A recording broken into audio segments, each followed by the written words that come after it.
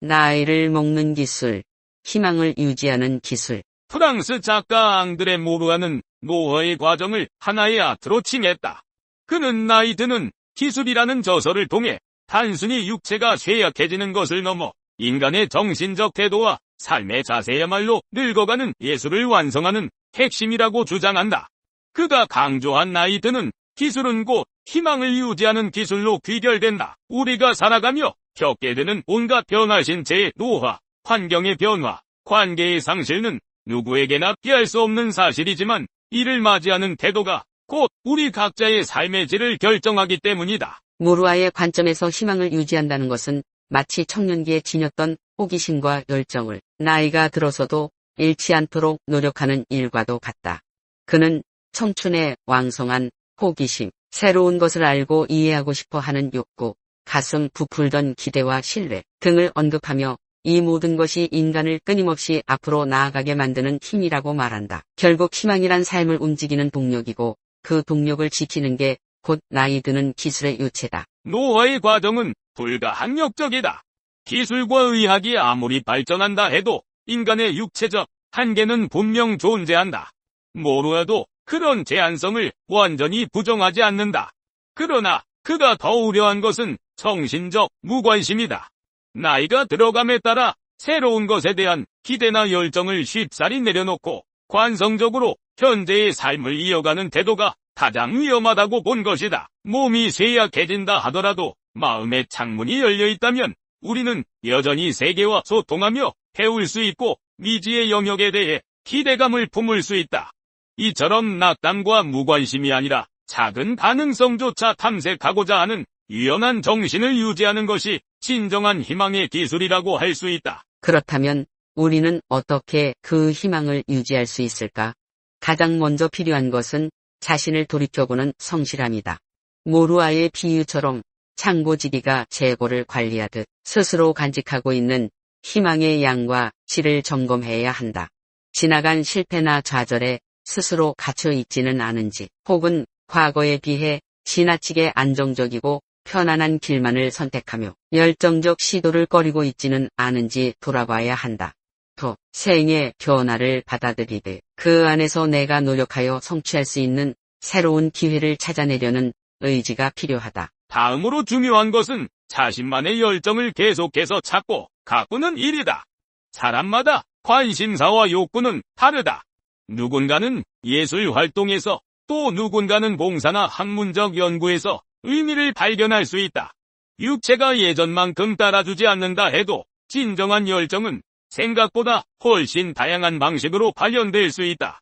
소소한 취미 활동이든 커다란 목표를 향한 도전이든 상관없다. 중요한 것은 그 과정을 통해 얻는 생기와 의미다.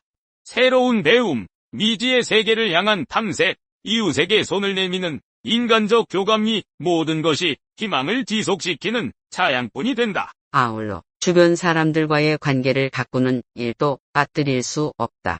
고립과 소외는 정신을 무력하게 만들고 무관심으로 이어지기 쉽다.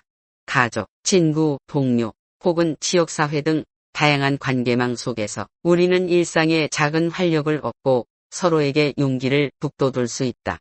그 관계 속에서 새롭게 발견되는 가능성과 협력은 때로는 혼자서 생각하는 것보다 더 큰 희망으로 이어진다. 결국 앙드레 모루아가 말한 나이 드는 기술은 한마디로 정의하기 어렵지만 그 핵심에는 나이가 들어도 내면의 가능성과 꿈을 포기하지 않는 법을 익히는 과정이 놓여 있다.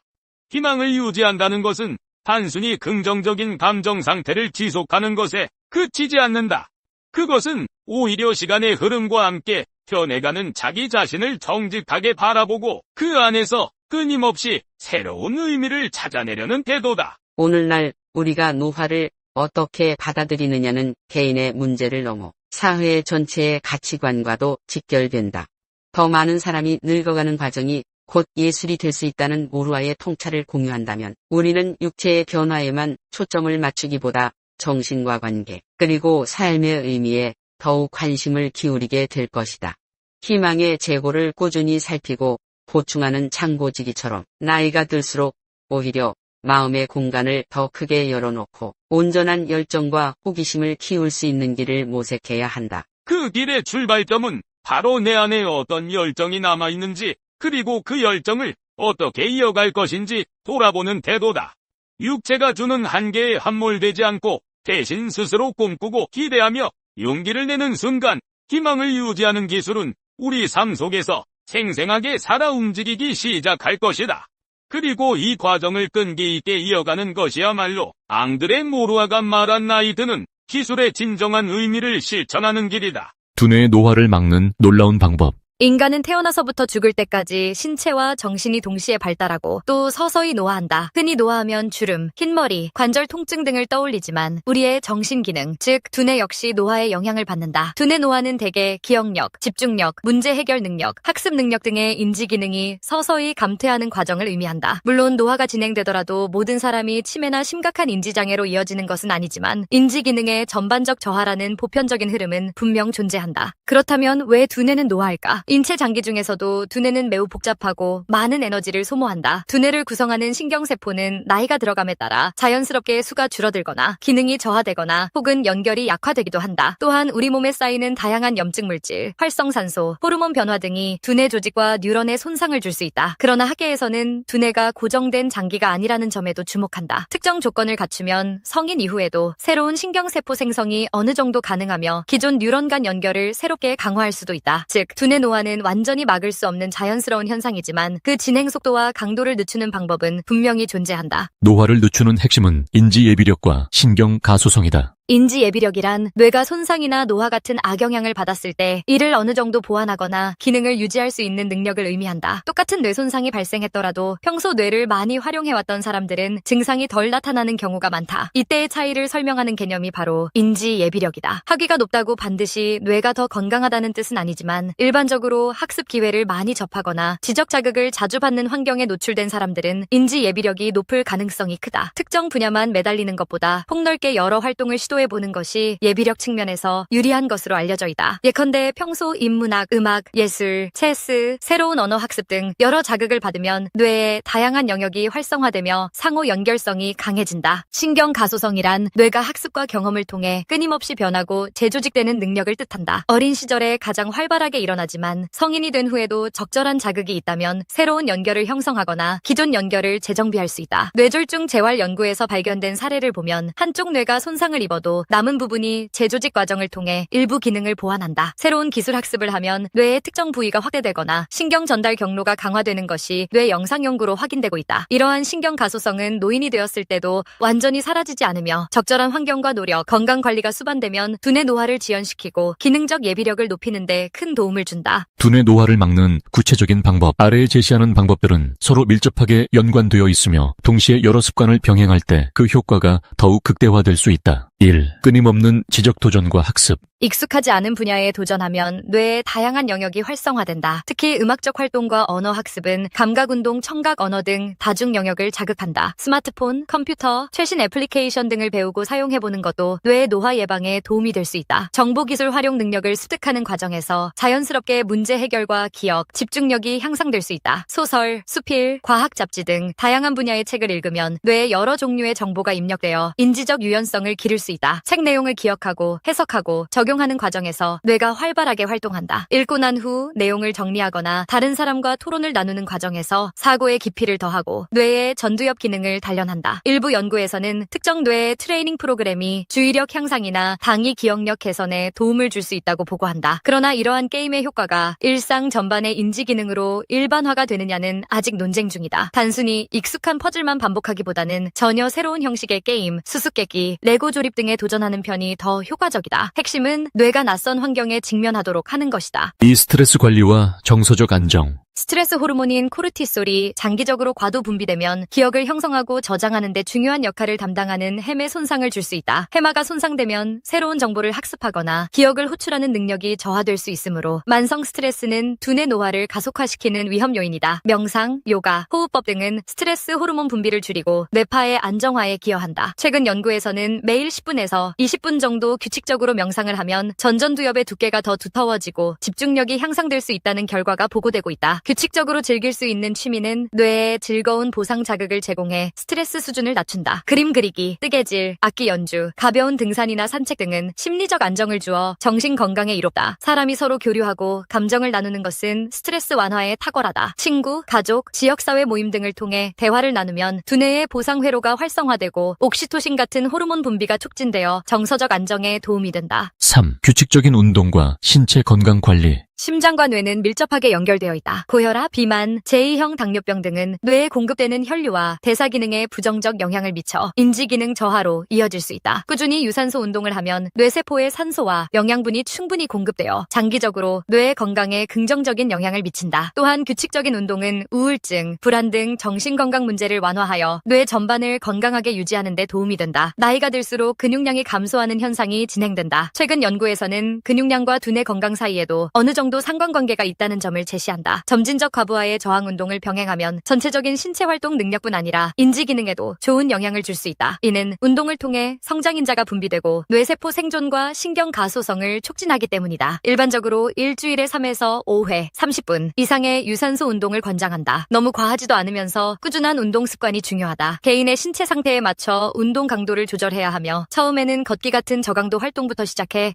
점차 강도를 높여가는 것이 바람직하다. 4. 식단과 영양소 관리. 오메가3 지방산은 뇌세포막을 구성하는 중요한 성분이다. 주로 등 푸른 생선, 아마씨, 치아씨 등에 풍부하게 함유되어 있다. 일부 연구에서는 오메가3가 우울증 완화, 경도인지 장애 예방 등에 도움이 될 수 있다고 보고하지만 모든 연구가 일치된 결론을 내린 것은 아니다. 다만 식사로 섭취하는 것은 안전성과 복합 영양소 섭취 측면에서 권장된다. 뇌세포는 활성산소에 의해 손상될 수 있다. 블루베리, 다크초콜릿, 녹차, 각종 베리류, 짙은 녹색 채소 등은 항산화 물질이 풍부해 뇌 노화 방지에 유리할 수 있다. 특히 지중해식 식단은 심혈관계를 보호하고 뇌 건강에도 유익하다는 연구 결과들이 많다. 과식은 비만, 대사증후군, 당뇨병 등을 유발하여 뇌 노화를 가속화할 수 있다. 반면 극단적인 저칼로리 식단은 필수 영양소 부족으로 두뇌 기능을 저하시킬 위험이 있다. 급격한 혈당 상승을 막기 위해 저혈당 지수가 낮은 통곡물, 채소, 콩류 등을 섭취하는 것이 좋다. 혈당이 안정적으로 유지되면 뇌에 안정적인 에너지가 공급되어 인지 기능이 원활해진다. 커피, 차 등에 들어있는 카페인은 적정량 섭취 시 주의력을 높이고 알츠하이머 발병 위험을 다소 낮출 수 있다는 연구 보고도 있다. 하지만 과도한 카페인은 불안, 수면 장애, 심박수 증가 등을 유발할 수 있으므로 개인의 카페인 민감도에 따라 섭취량을 조절해야 한다. 녹차에 포함된 카테킨 같은 폴리페놀 성분도 항산화 효과와 함께 인지 기능 보호에 일부 기여한다고 알려졌다. 5. 수면과 두뇌 휴식. 뇌는 깨어있는 동안 생성된 대사 노폐물을 글림프 시스템을 통해 주로 잠자는 동안 제거한다. 만성적인 수면 부족은 이러한 청소 과정을 방해하여 뇌세포 손상 위험을 높일 수 있다. 또한 새로운 정보를 배우고 기억을 형성하는 과정은 대부분 수면 중에 일어난다. 특히 렘 수면 단계가 꿈을 꾸면서 감정과 기억을 재정리하는 데 중요한 역할을 한다. 만성적인 수면 부족은 집중력, 반응 속도, 단기 기억력 등을 떨어뜨릴 뿐 아니라 장기적으로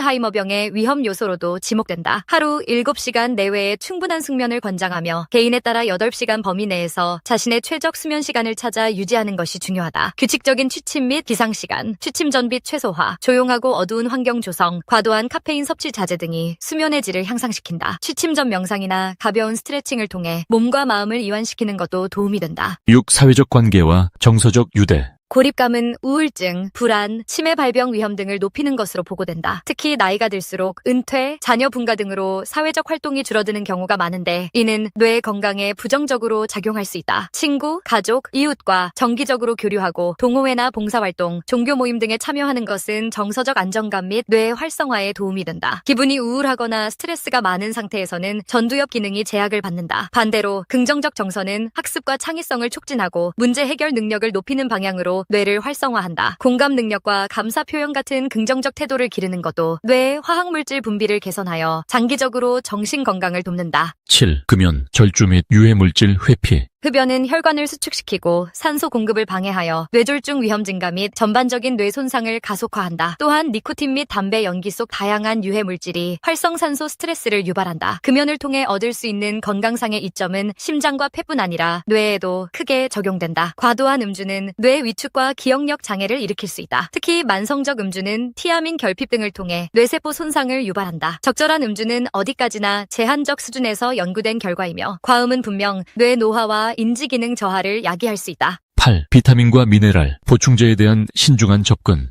일반적으로 균형 잡힌 식단을 통해 비타민과 미네랄을 충분히 섭취한다면 별도의 뇌 영양제나 고가의 보충제를 무리하게 구매할 필요는 없다는 것이 다수 전문가들의 의견이다. 하지만 특정 결핍이 있는 경우에는 전문의 지시에 따라 보충제를 섭취하는 것이 바람직하다. 은행잎 추출물, 인삼, 호박씨 오일 등 여러 뇌 건강 보충제가 시장에 나와 있지만 이들의 효능에 대한 대규모 임상 근거는 제한적이며 오히려 일부 부작용이 보고되기도 한다. 플라시보 효과로 인한 일시적 개선이 있을 수 있으나 장기적이고 확고한 효능은 아직 논쟁이 많다. 무엇보다 자신의 건강 상태를 고려하지 않고 무분별하게 복용하는 것은 위험할 수 있다. 9. 두뇌를 쉬게 하되 게으르지 않게 하기. 두뇌도 일정 시간 집중 후에는 휴식이 필요하다. 짧은 산책, 스트레칭, 물 마시기 등 작은 리프레시 시간을 갖는 것은 뇌의 피로를 덜어준다. 장시간 단조로운 일만 하는 것보다 중간중간 멍 때리기 혹은 디폴트 모드 네트워크를 활성화하는 시간이 창의력과 문제 해결력을 높인다는 연구도 있다. 뇌에 지나치게 과부하를 주거나 아예 아무런 자극 없이 방치하는 것은 모두 바람직하지 않다. 여유 시간엔 여행, 전시회 관람, 공예 체험 등 새로운 경험을 가볍게 시도해보자. 새로운 감각적 문화적 자극은 뇌 가소성을 촉진하고 기억에 장기적인 흔적을 남긴다. 10. 최적의 라이프 스타일을 향한